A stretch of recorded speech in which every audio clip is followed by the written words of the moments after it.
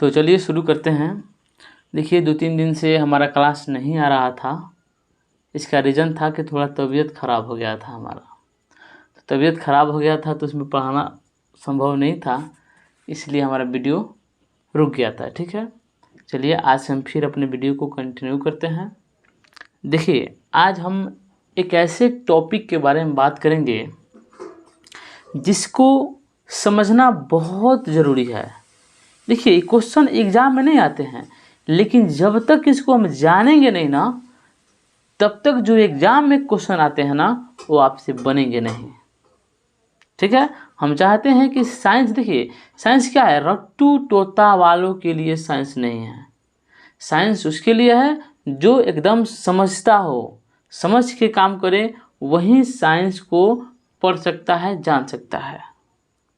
अगर आपसे क्वेश्चन पूछ रहे कि जब वस्तु अवतल दर्पण के फोकस और ध्रुव के बीच स्थित हो तो उसका प्रतिबिंब कैसे बनेगा, सचित्र वर्णन करें, यानी चित्र को दिखाकर बताएं। तो आप कैसे जानिएगा कि जब समानांतर किरण आएगी तो दर्पण पे टकराएगी तो फिर कहाँ से होकर जाएगी,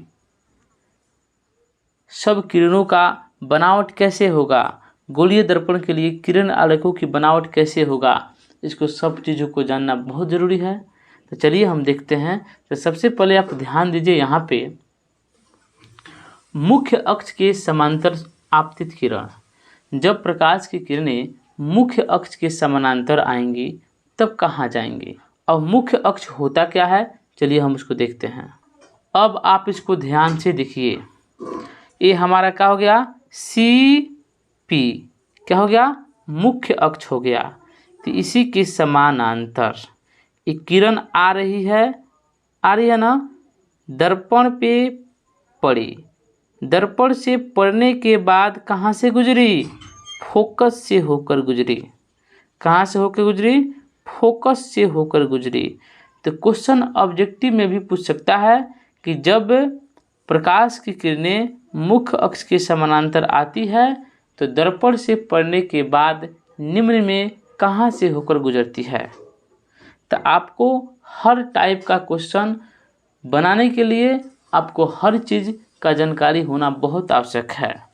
तो आप क्या बताइएगा, जब भी कोई प्रकाश की किरणें मुख्य अक्ष के समानांतर आती है तो दर्पण से परावर्तन के बाद फोकस से होकर गुजरती है। यहाँ से यहाँ तक आ गया लाइन, तो बीच में कोण बन गया ना, इसी बिंदु पर क्या होता है, C से एक अभिलंब डाल देते हैं कि फोकस की दिशा में आपतित किरण। देखिए इस सब टाइप क्वेश्चन कोई नहीं बताते हैं, सब कोई सिलेबस को देखते हैं और पढ़ा देते हैं, लेकिन आपको सिलेबस नहीं ना पढ़ना है, आपको 10th क्लास की पूरे बुक को पढ़ना है, जितना इम्पोर्टेंट है सभी को पढ़ना है, तभी ना आप आगे जाकर बढ़िया कीजिएगा। ये नहीं कि हाँ जो इम्पोर्टेंट है उसको पढ़ा दिया छोड़ दिया। अरे इम्पोर्टेंट तो पढ़ना ही है। हम नवंबर तक आप लोग का पूरा सिलेबस फाइनल करेंगे, तो नवंबर के बाद क्या करेंगे, इम्पोर्टेंट क्वेश्चन करेंगे, ऑब्जेक्टिव क्वेश्चन करेंगे, मॉडल सेट करेंगे, क्वेश्चन बैंक करेंगे, ये न करेंगे। लेकिन अभी टाइम है तो आप पूरा टॉपिक को ध्यान से पढ़िए, वीडियो को रुकिए मत, स्किप मत कीजिए, आराम से देखिए, आपको ही फायदा होगा। देखिए अगर क्वेश्चन पूछता है कि फोकस की दिशा में आपतित किरण, तो फोकस की दिशा में आपतित किरण यानी देखिए इसको फोकस की दिशा में यानी FE है। अगर प्रकाश की किरण मुख्य अक्ष के समानांतर न आकर सीधे फोकस से होकर गुजरती है तो टकराने के बाद क्या होगा, देखिए जब प्रकाश फोकस से होकर गुजरेगी तो टकराने के बाद क्या होगा, मुख्य अक्ष के समानांतर होकर निकल जाएगी।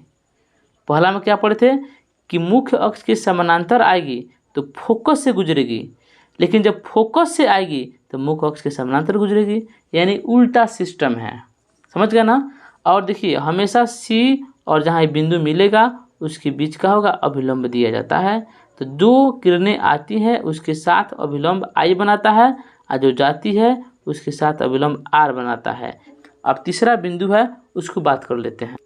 अब तीसरा पॉइंट में क्वेश्चन पूछता है कि वक्रता केंद्र की दिशा में आपतित किरण, अगर वक्रता केंद्र की ओर ही प्रकाश की किरण आ जाए तब क्या होगा, यानी एगो तो मुख्य अक्ष के समानांतर आ रही थी, एगो फोकस की दिशा में आ रही थी, लेकिन ये क्या है, सीधे ही वक्रता केंद्र से होकर जा रही है, तो आप याद रखिएगा, वक्रता केंद्र से होकर जाएगी तो वक्रता केंद्र की ओर ही लौट जाएगी, यानी आएगी जाएगी आएगी जाएगी।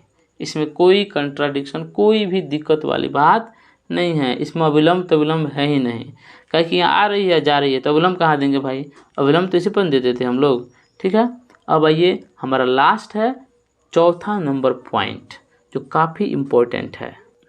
देखिए, ध्रुव की दिशा में आपतित किरण होती है, मतलब एगो किरण कहाँ आएगी, ध्रुव की ओर आएगी, यानी सीधे ध्रुव पर आएगी। तो ध्रुव पर आएगी तो उसके साथ ये अभिलंब बन गया, सी के साथ और पी के साथ क्या हुआ, ये अभिलंब बन गया, यानी मुख्य अक्ष ही हमारा क्या हो गया, अभिलंब बन गया यहाँ पे। यानी आपतित किरण और इस अभिलंब के बीच कौन सा कोण बन गया, आपतन कोण बन गया। और सी और पी क्या हो गया, ये मुख्य अक्ष न होकर अभिलंब बन गया है। और यहाँ किरण आई और परावर्तन के बाद फिर यहाँ से होकर गुजर गई, यानी परावर्तित किरण और अभिलंब के बीच कौन सा कोण बन गया, परावर्तन का कोण बन गया। ठीक है, हमने 4 मुख्य बातें पढ़ी, ध्यान से सुनिए।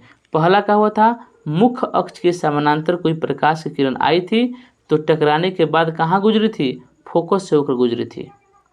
दूसरा बात, प्रकाश की किरण फोकस से होकर गुजरी थी, दर्पण से टकराने के बाद मुख्य अक्ष के समानांतर निकल गई थी।